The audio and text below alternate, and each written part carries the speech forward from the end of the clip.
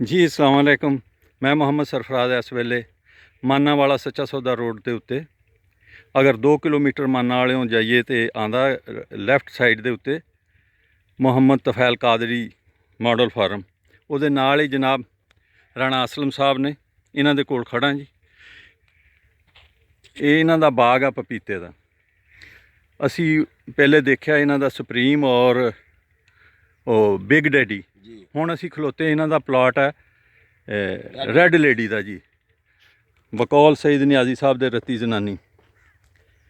असलम साहब ये दसो तुसी पनीरी खरीदी है कि आप लाई है? नहीं जी, असी बी खरीद के अपनी पनीरी तैयार की। अच्छा, बी कितों खरीदिया? गुजरा वाले जी। गुजरा वाले इन्होंने बी खरीदिया। तो उसकी जर्मीनेशन जम्मिया किन्ना क सी? बहुत गंदा जम्मिया दी, गलत बी उगया थोड़ा। अच्छा, बहुत घट जम्मिया। तो जेड़ा जम्मिया तुसी हाँ जी ਉਹ ਘੱਟ ਜੰਮਿਆ ਕਰਕੇ ਤੁਸੀਂ ਸੁਪਰੀਮ ਤੇ ਉਹ ਬਿਗ ਡੈਡੀ ਲਿਆਂਦਾ ਨਾ, ਵਰਨਾ ਸਾਰੀਆਂ ਪੈਲੀਆਂ ਦਾ ਲਿਆਂਦਾ ਸੀ। ਹਾਂਜੀ, ਨੇ ਤੇ ਰੈੱਡ ਲੇਡੀ ਸਾਰਾ ਲਾਉਣਾ ਹੈ। ਤੇ ਇਹਨੂੰ ਹੁਣ ਲਾਇਆ ਨੂੰ ਕਿੰਨੀ ਦੇਰ ਹੋ ਗਈ ਹੈ? ਇਹ ਜੀ 2 ਮਹੀਨੇ ਹੋ ਗਏ ਲਾਏ ਨੇ ਇਹਨੂੰ। ਤੇ ਉਹ ਜਿਹੜਾ ਦੇਖਿਆ ਉਹਨੂੰ ਕਿੰਨੀ ਹੋ ਗਈ? ਉਹਨੂੰ 15 ਦਿਨ ਪਹਿਲੇ ਜ਼ਿਆਦਾ ਹੋ ਗਏ ਹੋਣੇ। ਬਾ 15 ਕੁ ਦਿਨ ਦਾ ਹੀ ਫਰਕ ਹੈ, ਲੇਕਿਨ ਇਹਨਾਂ ਦੀ ਸਿਹਤ 'ਚ ਬਹੁਤ ਜ਼ਿਆਦਾ ਫਰਕ ਆ। ਉਹ ਇਹਦੇ ਨਾਲੋਂ ਜ਼ਿਆਦਾ ਜਿਹੜਾ ਹੈ ਨਾ ਜੀ ਹੈ।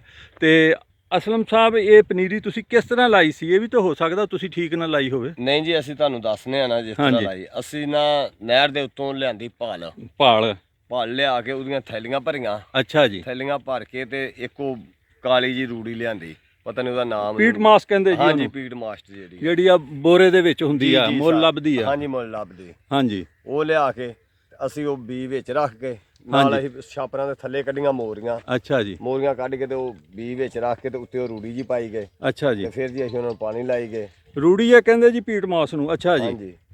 ਤੇ ਉਹ ਤਕਰੀਬਨ 25% ਉੱਗਿਆ। ਬਾਕੀ ਸਾਡਾ ਬਹੁਤ ਨੁਕਸਾਨ ਹੋਇਆ, ਤਕਰੀਬਨ 2-3 ਲੱਖ ਦਾ ਨੁਕਸਾਨ ਹੋ ਗਿਆ। 2-3 ਲੱਖ ਦਾ ਨੁਕਸਾਨ ਹੋ ਗਿਆ। ਅੱਲਾਹ ਤਾਲਾ ਹਦਾਇਤ ਦੇਵੇ ਜੀ ਇਹਨਾਂ ਬੀਆਂ ਵਾਲਿਆਂ ਨੂੰ। ਐਤਕੀ ਤਾਂ ਮੱਕੀ ਦਾ ਵੀ ਬੀ ਇਸ ਤਰ੍ਹਾਂ ਹੀ ਹੋਇਆ, ਹੋਰ ਫਸਲਾਂ ਦੇ ਵੀ ਹੋ ਰਹੇ ਆ। ਇਹ ਲੋਕ ਜਿਹੜੇ ਆ ਹਵਸ ਨੂੰ ਪੈ ਗਏ ਆ, ਖੁਦਾ ਦਾ ਖੌਫ ਭੁੱਲ ਗਏ। ਅੱਛਾ, ਉਹ ਤੁਹਾਡਾ ਫਿਰ ਉੱਗ ਪਿਆ?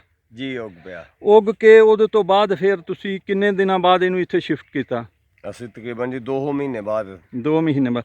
ਅੱਛਾ, ਦੂਸਰਾ ਇਹ ਮੈਂ ਦੇਖ ਰਿਹਾ ਕਿ ਜਿਹੜੀਆਂ ਤੁਸੀਂ ਉਹ ਵੈਰਾਈਟੀਆਂ ਲਾਈਆਂ ਤੇ ਇਹ ਲਾਈਆਂ, ਇਹਨਾਂ ਦੀ ਤੇ ਉਹਨਾਂ ਦੀ ਸਿਹਤ 'ਚ ਫਰਕ ਹੈ।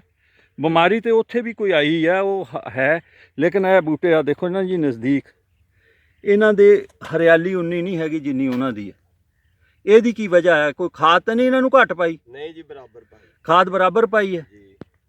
ਫਿਰ ਤੇ ਇਹ ਨਹੀਂ ਹੋਣੀ ਚਾਹੀਦੀ। ਆਹ ਵਿੱਚ ਦੱਬੇ ਵੀ ਹੈ ਜੀ। ਹੋਰ ਵੀ ਬੂਟਾ ਦੇਖਦੇ ਆ। ਇਹ ਦੂਸਰਾ ਬੂਟਾ ਜੀ। ਅੱਛਾ, ਇਹਦੇ 'ਚ ਨਾਗੇ ਵੀ ਉਹਨਾਂ ਦੀ ਨਿਸਬਤ ਜ਼ਿਆਦਾ ਨਜ਼ਰ ਆ ਰਹੇ। ਇਹਦੀ ਕੀ ਵਜ੍ਹਾ ਹੈ? ਹਾਂਜੀ ਹਾਂਜੀ, ਇਸੇ ਤਰ੍ਹਾਂ ਇਹ ਨਾਗੇ ਜ਼ਿਆਦਾ ਨਜ਼ਰ ਆਉਣ ਦੀ ਵਜ੍ਹਾ? ਇਹ ਜੀ ਬੂਟੇ ਸੁੱਕ ਗਏ ਨੇ। ਸੁੱਕ ਗਏ ਆ। ਹਾਂਜੀ। ਉਹ ਨਹੀਂ ਇੰਨੇ ਸੁੱਕੇ ਜਿੰਨੇ ਇਹ ਸੁੱਕੇ।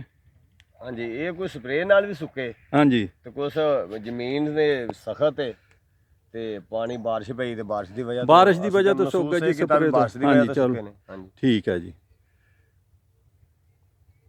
ਤੇ ਅਸਲਮ ਸਾਹਿਬ ਜਿਹੜੇ ਲੋਕ ਹੋਰ ਕੋਈ ਆਲੇ ਦੁਆਲੇ ਦੇ ਦੇਖਣ ਆਣ, ਤੁਸੀਂ ਉਹਨਾਂ ਨੂੰ ਦੱਸੋਗੇ, ਰਹਿਨਮਾਈ ਕਰੋਗੇ, ਆਪਣਾ ਤਜਰਬਾ ਸ਼ੇਅਰ ਕਰੋਗੇ? ਹਾਂਜੀ, ਕਰਾਂਗੇ ਜੀ। ਅੱਛਾ ਜੀ, ਬਹੁਤ ਸ਼ੁਕਰੀਆ ਜਨਾਬ। ਅਸੀਂ ਤੁਹਾਡੇ ਕੋਲ ਆਏ, ਤੁਸੀਂ ਇੰਨੀਆਂ ਕੀ ਗੱਲਾਂ ਤੁਹਾਡੇ ਤੋਂ ਪੁੱਛਣੀਆਂ ਸੀ। ਮਜ਼ੀਦ ਕੋਈ ਗੱਲ, ਕੋਈ ਸਵਾਲ ਹੋਵੇ ਤੇ ਦੋਸਤਾਂ ਅੱਗੇ ਰਿਕੁਐਸਟ ਹੈ ਕਿ ਉਹ ਕਮੈਂਟਸ ਦੇ ਵਿੱਚ ਲਿਖ ਦੇਣ। ਅਸਲਮ ਸਾਹਿਬ ਤੋਂ ਪੁੱਛਣੀ ਹੋਣ, ਪ੍ਰੋਫੈਸਰ ਸਾਹਿਬ ਇਹਨਾਂ ਦੇ ਬੜੇ ਭਾਈ ਆ ਸ਼ਾਕਰ ਸਾਹਿਬ, ਉਹਨਾਂ ਕੋਲੋਂ ਪੁੱਛਣਾ ਹੋਵੇ ਤੇ ਉਹ ਕਮੈਂਟਸ ਕਰ ਦੇਣ ਜੀ। ਉਹਨਾਂ ਕੋਲੋਂ ਪੁੱਛ ਕੇ ਉਹਨਾਂ ਦੇ ਜਵਾਬ ਜ਼ਰੂਰ ਦੇ ਦੇਵਾਂਗੇ। ਤੇ ਅਗਰ ਕੋਈ ਕਮੀ ਕੁਤਾਹੀ ਹੋਵੇ ਜਾਂ ਕਿਸੇ ਦੀ ਦਿਲ ਆਜ਼ਾਰੀ ਹੋਵੇ ਤੇ ਉਹ ਮਾफ़ ਕਰੇ। ਇਹਨਾਂ ਵੀਡੀਓਜ਼ ਦਾ ਮਕਸਦ ਜਿਹੜਾ ਆ ਸਿਰਫ ਔਰ ਸਿਰਫ ਨੇਕ ਨੀਤੀ ਦੇ ਨਾਲ ਮਾਲੂਮਾਤ ਦੋਸਤਾਂ ਤੱਕ ਪਹੁੰਚਾਉਣਾ, ਇਹਦੇ ਤੋਂ ਇਲਾਵਾ ਕੋਈ ਨਹੀਂ। ਬਾਕੀ ਕੋਈ ਕੰਮ ਕਰਦਾ, ਕੋਈ ਲੈਣ ਦੇਣ ਕਰਦਾ ਤਾਂ ਉਹ ਆਪਣੀ ਜ਼ਿੰਮੇਵਾਰੀ ਨਾਲ ਕਰਦਾ। ਬਹੁਤ ਬਹੁਤ ਸ਼ੁਕਰੀਆ ਅਸਲਮ ਸਾਹਿਬ।